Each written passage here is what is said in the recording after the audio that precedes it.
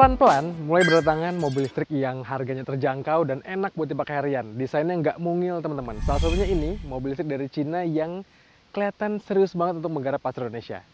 Yes, ini dia Neta V. Mobil listrik yang entry level dari Neta dan harganya murah teman-teman. Nggak hanya harganya murah, speknya juga oke, fiturnya lengkap. Tapi apakah worth it buat dibeli?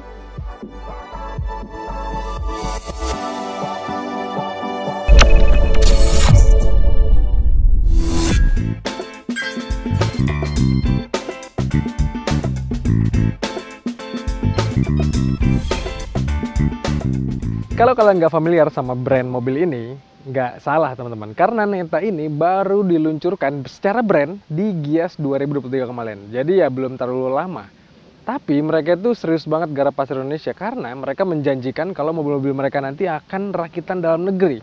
Mereka kerjasama sama PT Handal yang juga ngebuat Chery untuk ngerakit mobil-mobilnya. Jadi ya kalau ini sekarang sih mobil kami tes ini masih CBU Thailand. Tapi nanti yang dijual di masyarakat akan CKD. Jadi harganya pasti bisa lebih terjangkau. Ngomongin soal harga, Neta V ini sebagai entry level dijual dengan harga 379 juta on road DKI Jakarta, teman-teman. Ya, kalau nanti kelak ada lagi insentif-insentif dari pemerintah, pasti bisa makin lebih murah lagi. Ngomongin harga juga, mobil ini head to headnya dengan berbagai mobil listrik, teman-teman. Salah satunya yang paling mirip speknya mungkin Citroen, ada EC3. Sementara mobil ini juga menyenggol pasar mobil listrik entry level lagi kayak Wuling REV atau Ceres DVSK ya, DVSK Ceres E1. Ya, mobil ini menariknya walaupun speknya tergolong tinggi, tapi secara positioning harga dia bukan yang paling mahal teman-teman. Masih lebih mahal Citroen, tapi ya mobil ini ada di peringkat kedua lah. Di bawahnya ada Ceres E1 dan yang paling murah masih Wuling REV dengan trim yang light.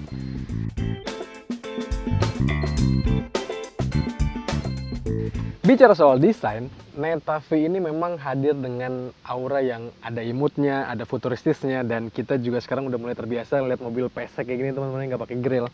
Mobil ini ada aura silue yang kayak Mazda CX-30, mirip juga kayak Tesla yang Model 3 gitu ya. Bahkan di depan ada sekilas hint kayak Kona elektrik juga. Tapi sebenarnya Neta itu merancang mobil ini dengan desain yang terinspirasi dari lumba-lumba. Makanya mereka menyebutnya dengan Dolphin Streamline Design. Nah terus yang harus diapresiasi dari Neta adalah dengan harganya yang terjangkau teman-teman. Secara desain mobil ini tuh build quality-nya cukup baik. Bahkan part-part yang dipakai pun terkesan ikonik dan nggak kelihatan murahan. Dan jangan lupakan ini mobil listrik entry level yang nggak mungil sehingga dimensinya dan juga kapasitas untuk membawa penumpangnya pun besar teman-teman. Dimensi mobil ini memang nggak imut-imut kayak Wuling REV atau Ceres E1. Jadi pas lah kalau lagi cari mobil listrik pertama untuk harian yang harganya terjangkau. Nah bicara soal harian, Neta V ini juga hadir dengan ground clearance yang tinggi dan pelek ring 16 inci. Tentu itu membuat mobil ini lebih fleksibel untuk dipakai kemana-mana.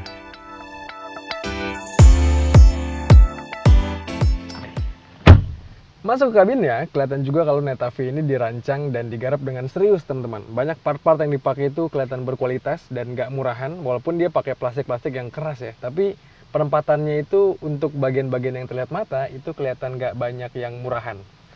Fasilitas di belakang sini juga cukup oke teman-teman. Dan untuk saya yang punya tinggi 170 cm, ini ruang kabinnya oke lah. Ruang kaki masih tersisa sekitar 3-4 jari kurang lebih.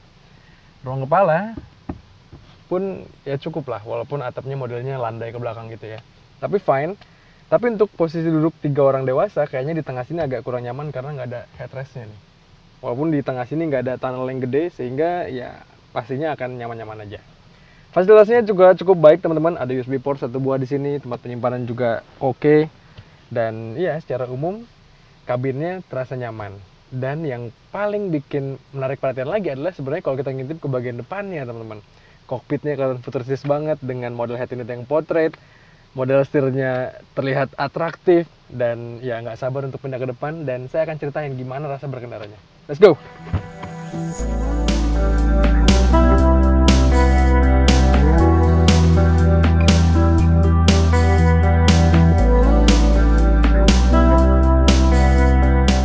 Berada di balik kemudi dari Neta V ini memang terasa mengesankan teman-teman, impresif. Setidaknya bagi saya sih suka model kokpit kayak gini nih. Kesannya minimalis, tapi part-part yang dipakai lagi-lagi Neta itu berhasil untuk memasangkan part-part yang tampilannya mewah. Dan kehadiran dari model head-to-head portrait kayak gini teman-teman di tengah sini ngebuat mobil ini kelihatan naik kelas. Jadi secara umum ya saya sih suka duduk di balik kokpit dari Neta V ini. Tapi untuk posisi berkendaranya bagi saya sih ini masih bisa ditingkatkan secara ergonomis nih teman-teman. Mobil ini posisi joknya cukup tinggi, jadi pandangan kita itu ya cukup jauh dari dashboardnya. Dan bagi saya kalau untuk crossover kayaknya lebih enak agak direndahin sedikit lagi. Tapi ini sayang joknya nggak bisa dinaik turunkan. Lalu untuk posisi setirnya pun demikian teman-teman, agak kurang tinggi sedikit. Jadi ya kalau bagi saya masih bisa ditingkatkan secara ergonomitasnya. Dan mobil ini teman-teman, kalau kita bicara setirnya sih, ini kelihatan sporty banget ya. Flat top, flat bottom, alias bawahnya nih agak gepeng gitu ya, atasnya juga gepeng. Dan ada red stripe di tengah sini nih. Ini tampilannya kayak mobil balap gitu ya. Yang kita jarang-jarang lihat setir untuk melihat senternya. Kayak mobil balap banget auranya. Tapi sayang pengendalian mobil ini tuh jauh dari kesan mobil balapnya. Kesan sportnya jauh teman-teman. Mobil ini ya enak dipakai harian, dipakai di perkotaan, nyaman. Tapi kalau kalian mengejar mobil ini untuk memberikan kesan yang sporty, ya rasanya agak kurang tepat. Neta V ini hadir dengan bantingan yang tergolong empuk dan enak buat berkendara harian di perkotaan. Dibawa sendiri nyaman, apalagi untuk berkendara bareng keluarga. Dijamin gak ada yang ngeluh sama bantingannya. Tapi karakter sok Neta V ini justru agak over dari segi lembutnya. Dan jarak main sok yang tinggi membuatnya jadi ada kesan memantul. Nah ini nih yang menurut kami jauh dari kesan sporty. Bantingan Neta V ini saking empuknya malah agak bikin limbung dan kurang cekatan. Belum lagi body rollnya cukup terasa ketika mobil dibawa bermanuver. Neta V rasanya dirancang untuk dipakai harian di perkotaan. Bukan hanya karena soknya yang empuk, setirnya pun didesain ringan dan mudah digunakan. Ya pas lah untuk dipakai keluar masuk parkiran. Tapi buat kita yang suka nyetir, karakter setir Neta V ini terasa terlalu artificial, kurang berbobot dan kurang direct. Lalu bagaimana dengan impresi dapur pacunya? Mobil ini sebagai mobil listrik biasanya hadir dengan stereotipe mobil yang torsinya instan, jambak-jambak, jengat-jengat ketika kita kick down gitu ya. Tapi ternyata enggak di Neta ini teman-teman. Neta V ini dirancang agak lebih smooth, agak lebih halus pengeluaran tenaganya, sehingga ketika kita kick down sekalipun ya dia nggak mengeluarkan tenaga yang berlebih atau torsi yang berlebih sehingga kita agak jengat-jengat gitu ke belakang. Ini contohnya sekarang saya kick down. Tuh, santai aja. Walaupun ya tetap terasa torsinya gede gitu ya. Terasa tenaganya. Tapi penyaluran tenaga itu cenderung smooth. Mungkin itu di mode normal. Tapi kalau kita ganti ke mode yang atletis, mode yang sport dalam tanda kutip, aduh sayang banget ini ribet ganti modenya. Nah ini, driving mode setting kita ganti atletik. Iya, sedikit ada kesan yang berbeda tapi nggak signifikan teman-teman. Mobil ini tuh masih cukup smooth tergolongnya untuk semua mobil listrik yang tenaganya atau speknya itu dibandingkan rival-rivalnya lebih besar. Kalau kita ngejar fun to drive-nya dari torsi yang jambak-jambak, kayaknya Wuling REV masih bisa memberikan kesan yang lebih dibandingkan mobil ini. Tapi hadirnya karakter penyaluran tenaga yang seperti Neta V ini ngebuat mobil ini jadinya ramah untuk dipakai harian teman-teman. Dan juga ramah untuk dipakai pengguna mobil listrik baru yang mungkin belum terbiasa untuk menangani torsi berlebih kayak gitu. Dan ya mobil ini akhirnya menjadi mobil yang lagi-lagi pas dipakai untuk harian. Stop and go enak, nggak ragu jengat-jengat gitu ya, dan kesan berkendaranya jadinya lebih santai. Neta mengklaim motor listrik mobil ini punya output tenaga maksimal 70 kW atau setara dengan 95 PS. Motor listrik ini juga punya torsi maksimal di angka 150 Nm. Jelas itu bukan angka yang kecil untuk mobil listrik entry level.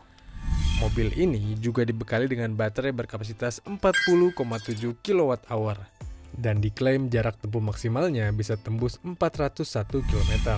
Tapi itu hasil tes internal mereka di Cina. Sementara kalau kami tes isi sampai full, jarak tempuhnya maksimal hanya 384 km. Bicara soal efisiensinya, di rute harian di perkotaan, Netavi ini bisa tembus 8,3 km per kWh. Sedangkan di rute tol dapat di angka 7,69 km per kWh. Secara umum mobil ini jadi paket yang komplit teman-teman. Walaupun dalam ulasan kami kali ini, dalam pengetesannya, mobil ini juga punya beberapa kekurangan yang tadi sebenarnya udah sempat kami mention beberapa. Tapi biar lebih komprehensif, biar lebih runut dan lebih gampang mencernanya, mari kita rangkum apa aja kelebihan dan kekurangan dari Netavi ini.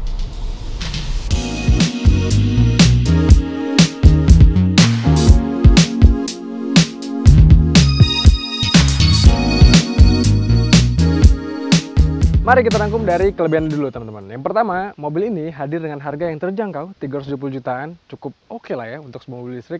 Tapi speknya nggak main-main teman-teman. Speknya oke, fiturnya pun lengkap banget. Cruise control ada, one pedal driving ada, kamera mundur ada, lengkap lah, you name it. Kelebihan kedua datang dari build quality-nya yang baik teman-teman. Dan mobil ini sebagai mobil yang harganya terjangkau, tapi part-part yang dipakai pun kelihatan berkualitas. Walaupun ini masih versi yang CBU, semoga nanti yang CKD-nya juga sama baiknya dengan ini nih. Dan kelebihan terakhir datang dari harga jualnya teman-teman, yang ngebuat mobil ini secara value for money sangat-sangat baik. 370 jutaan untuk sebuah mobil listrik harian, mobil ini rasanya yang paling mendekati sempurna karena fiturnya lengkap, speknya oke, dan dimensinya pun besar untuk dipakai bareng keluarga.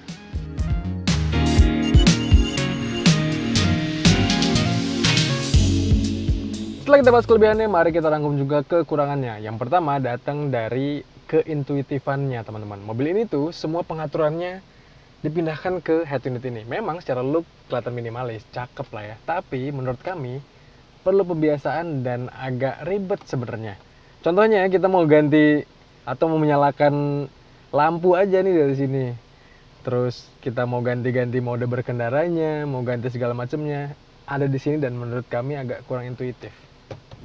Kekurangan kedua datang dari rasa berkendaranya teman-teman. Entah kenapa mobil ini tuh terasa artificial gitu. Jadi feel berkendaranya agak kurang solid. Bantingannya terlalu empuk, terlalu bouncy gitu ya, terlalu limbung. Terus juga setirnya agak kurang cekatan, kurang responsif. Yang menurut kami itu poin yang cukup perlu diperhatikan sih. Apalagi buat kalian-kalian yang demen nyetir. Dan kekurangan terakhirnya datang dari jaringan after sales dan jaringan sales Neta sendiri yang belum banyak teman-teman di Indonesia. Ya harusnya bisa mereka lebih cepat lah ya untuk menyebarkan sayap-sayapnya sehingga orang-orang bisa merasakan langsung mobil listrik kayak gini. Dan juga jangan lupa untuk konsisten di Indonesia karena ya itu penting sih.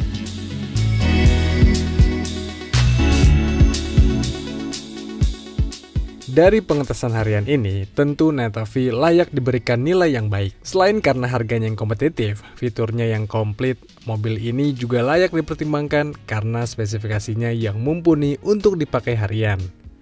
Belum lagi karena dimensinya yang tidak mungil, desain bodi ala crossover, serta ground clearance yang tinggi membuatnya jadi lebih siap untuk dibawa kemana aja. Ya memang harus diakui kalau Citroen, Wuling, DFSK itu harus waspada dengan kehadiran Neta ini. Dan sekarang untuk Neta sih tinggal mereka serius di Indonesia dan konsisten menjaga kepercayaan masyarakat Indonesia. Dan mobil ini juga teman-teman kalau kalian tanya apakah layak buat dipertimbangkan untuk dibeli sebagai mobil listrik pertama, menurut kami jelas layak. Karena harganya oke, fiturnya mantap, spesifikasinya juga lengkap. Tapi kalau kalian masih skeptis dengan brandnya dan pengen lihat dulu gimana terrecord mereka, ya nggak salah juga. Setidaknya menurut kami demikian teman-teman. Menurut kalian gimana? Apakah mobil ini layak buat dipertimbangkan? Coba kalian sampaikan pendapat kalian di kolom komentar di video kali ini. Dan seperti biasa teman-teman jangan lupa untuk baca ulasan lebih lengkapnya di kanal Detik Oto. Dan juga tonton film dari kami di kanal 20 Detik. Dan juga kanal YouTube Detik Oto. Jangan lupa untuk kalian subscribe juga. Kalau gitu teman-teman sekian aja. Saya pamit, stay safe dan bye-bye.